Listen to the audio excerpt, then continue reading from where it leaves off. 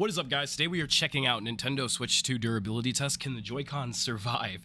So if you guys hit that like button, subscribe to Jerry Rig Everything, and comment down below. So I never usually watch these types of videos at console launch, but yeah, I was able to get a Nintendo Switch 2, and I heard that it was really hard for people. So seeing a video like this might make people mad, but let's see what it's like. The Nintendo Switch 2.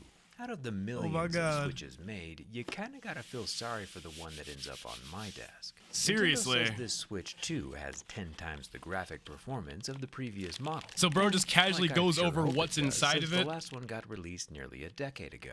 Before destroying it. It's hard to be too mad about the delay though, since Nintendo's games are pretty timeless. And they went to great lengths. Oh god, he's already got the knife. And I appreciate the effort. Jerry Rig knife? He's named his own knife after him? A Joy-Con grip, a 60-watt USB-C charger, bro's crazy. And my favorite piece of kit, the 4K docking station. Breath of the Wild just got real. The biggest physical change, aside from the larger screen, is how the Joy-Cons attach to the Switch 2 body. I don't know, I'm just kind of scared how casually he's talking, right before he's about to like do surgical activities to the Switch 2. They use magnets this time around, and you already know that we're gonna find out how strong those magnets are, and how fragile that connection may or may not be. With the Joy-Cons fully inserted, it is possible to just It's so weird to see a Switch blank. Switch 2 with brute force alone. It's fully inserted, it is possible to just rip them away from the Switch 2 with brute force.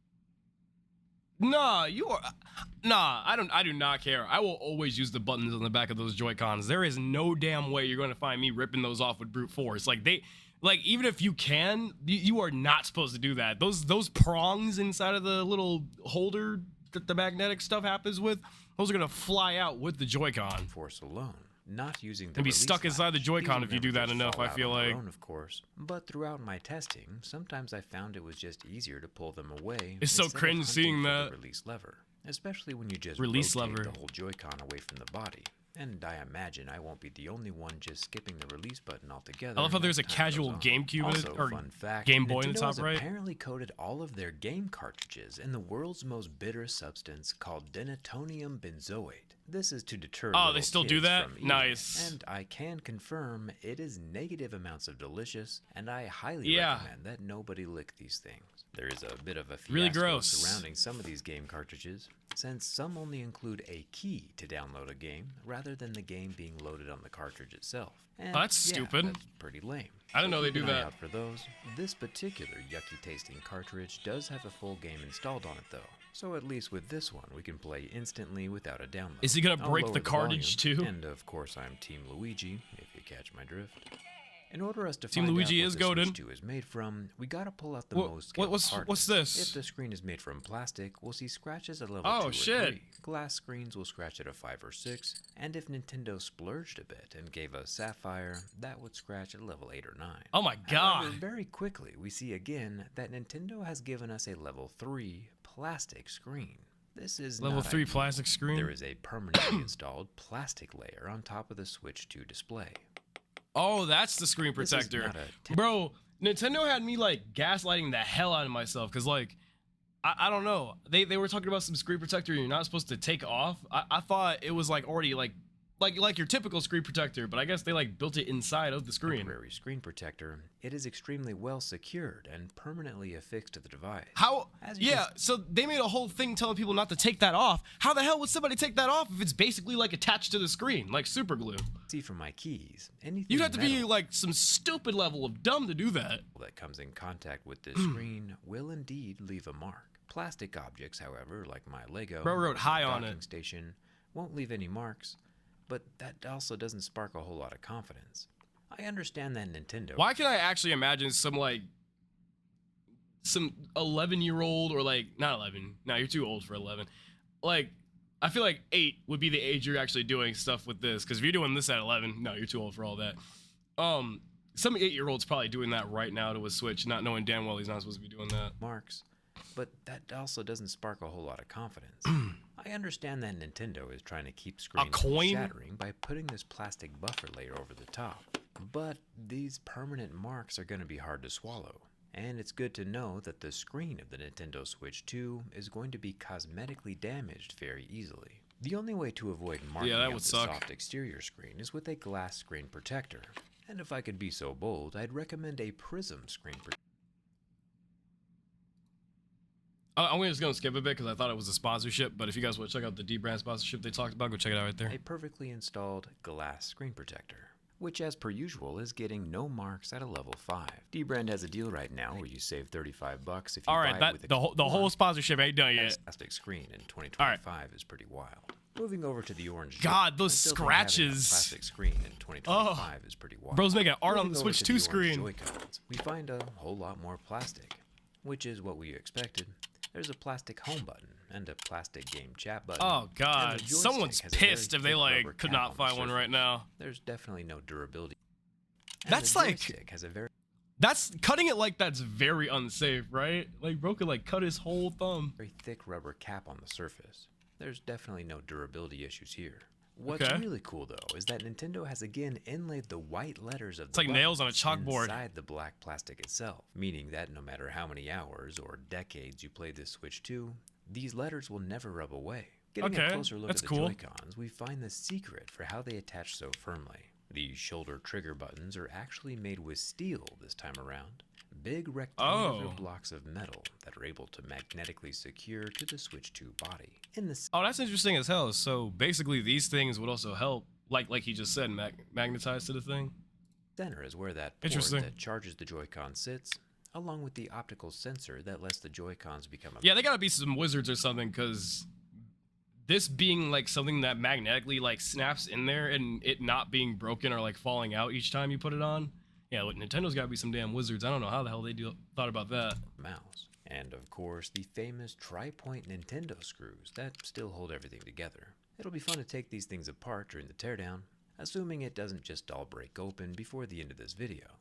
Bro, there's shavings on the controller. Some concern online about this little port here that receives the Joy-Cons. I'm kind of nervous. Yeah, I don't know, man. I'm kind of scared about these, bro, because I really feel like one day those are just not going to work as well. For it as well, to be honest, but it does have a little play. There's some wiggle back and forth, which might end up being a feature instead of a bug. Being totally rigid would probably make it more prone to breaking. That makes me more paranoid. We'll find out for sure here in a second. You can kind of see the magnetic field that emanates from the dual magnets in the Switch with this piece of green magnet paper. But since the magnets are completely recessed inside of the Switch 2, we can get a better look when we open her up. Putting the magnet paper on the Joy-Cons themselves doesn't reveal anything, meaning all of the magnets are just inside the console and not the controllers. If the magnets were closer to the surface of the Switch, they would look kind of like these wireless charging magnets on my grip like some see-through shit. That's cool. And I have no idea how they work. Why did they teach me this in science class? Slot, there's a top USB-C port that sits right next to a damn, everything just gotta get stabbed with a knife? Oh my god. Metal fins inside. The Switch 2 does not have any water. We can see it, bro. You don't gotta point at it with the knife. The volume rocker and power button are made from plastic and are not removable. The bottom of the Switch 2 has dual stereo speakers on either side of the lower USB-C. Thank God they got the speakers. The speaker openings are covered with some really thin wire mesh. That mesh can be torn, but it... Like, how many times have y'all watched Jerry Rig and it makes you feel nervous? Because, like, bro, I feel like this dude not wearing no gloves and pointing that damn knife by his fingers every other frame is crazy. He's got to be doing that for engagement. Sacrificing the fingers for engagement. Won't be falling out on its own. Oh my god. I imagine the mesh is mostly here to keep larger debris from flowing into the console due to the airflow from the cooling fan. Oh, he done fucked them speakers up. The Switch 2 is a massive improvement over the tiny little guy that came with the Switch 1. And unlike the rest of the Switch, this guy's made from metal. And I mean, don't get me wrong, plastic is not a bad thing. It's what helps keep the price of the Switch so low. It's a tad hard to fathom that kids who were born when the Switch 1 was released are now in the 3rd grade. Oh my god, what is he doing? SpongeBob? Nintendo could speed up the release cadence. Creepers? SpongeBob? Creeper. Let's see if any of this new generation of gamers can tell me what this is in the comments. Now, he's got to be the first person to find a Switch and carve a fucking creeper into it. Like, oh my god. The only decor on the Switch 2 that might end up rubbing off over time is the logo on the back. The logo's just printed right on top of the surface, and I'm glad that noise, man. The same kind of can't handle that noise. I'm now the only one in the world with the Nintendo It though, so that's Nintendo cool. It. And I'm not much of a traveling gamer myself. I leave my Switch docked to the TV like 99% of the time. I do, however, like that Nintendo made the Joy-Con grip look smarter than it is by allowing LEDs from the Joy-Cons to shine out. That damn Joy-Con ain't going back in there anytime soon. The grip is also surprisingly. What is bare hands? Oh, I've been sick the last couple of days. Nobody heard that voice crack. All right, nobody heard that voice crack. Strong, locked. But damn, what is bare hands? That is actually crazy. That is out in every direction and not falling apart or releasing the Joy-Cons even under extreme pressure. Golly. So far, so good. One thing I haven't seen anyone bring up though is that while previously the Joy-Cons would only mount to the Switch in one direction, you put those on upside down. However, can mount the Joy-Cons you can do that? on opposite sides, upside down, or even backwards. It's gonna add a whole new level of difficulty to speedrunning. But today we are here to play backwards. The Switch 2 has a 7.9-inch, 120Hz, 1080p HDR display. Why am I expecting this thing to catch on fire? I'm stupid. A decade ago. And don't try this at home, obviously. But after about 10 seconds, what the fuck? You can see from the pixels going black and recovering that the screen is an LCD. Kind of amazing that everything is still. It got nanobots? Oh shit! Thumbs up for that. But the worst is recovering with nanobots and shit, Tony Stark type of thing. Nintendo is only going to make one new console every decade. It needs to be structurally durable enough to last that whole time. And as we can see from the first bend, when a lot of force is applied... Oh my god! I thought that plane rock video was crazy. This shit is insane. In my opinion, he's doing this willingly. It's actually a good thing. For one, the plane rock did it willingly too. Joy-Cons doesn't appear to damage the internal pins. I should say he's doing this for experimentation. Aggressively ripped off or forced off the console backwards. Oh my goodness. He doesn't know damn well that lost all of his magnetic capabilities. Popping it off very aggressively forwards, both the controller and the Switch 2 itself remain undamaged. It disconnects at a gentle enough angle that the port is not disturbed or flexed beyond what it can handle. When I first saw the Switch 2 announced, I definitely had my doubts. Same. But after holding the Switch 2 and feeling how the Joy-Cons connect, I'm very much more confident now in its ability to survive everyday life. The Switch 2 would have to go through some extremely wild and crazy situations beyond what we do here. Nah, like, I'm so damn nervous now, because, like, I'm too nervous to even grab my damn Switch. But, like, I don't know, like, the one part of this video that's still, like, sticking in my brain is when he took the damn Joy-Cons off and messed with the little thing that connects it onto the console. Like, seeing that thing fidget is just, I don't know, that shit's making me scared. This Switch is not leaving this house for about, like, 8 months, bro. I swear to God. Structural damage. This is crazy. It is very susceptible to cosmetic damage, however, especially the screen, but at least it'll still be functioning. Like a lizard shedding its tail, the Joy-Cons just pop off unscathed. He's gonna rip that shit in half.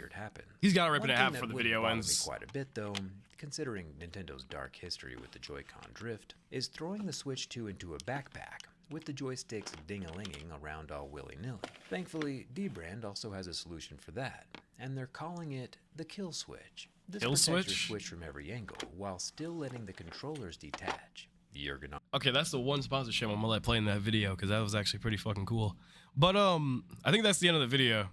I think he was just ending it off with a D-Brand sponsorship. Link for them down in the video description. Now, if you'll excuse me for a bit, I do have to go see what Hyrule looks like in 4K. The Nintendo. Yeah, okay. No, that was a pretty cool video. Y'all should go check out Jerry Rig. That shit was cool. I've never like actually watched somebody like for experiment purposes like take a damn new game console and like break it apart like this to see like what's in it / how durable it is. That was pretty fucking interesting. If you guys want me to watch more console videos like this, make sure you guys hit that like button, comment down below, and do not talk about that fucking voice crack that's between me and you, DMCA. What's the other agreement? NDA. Yeah, that's NDA. All right, peace out.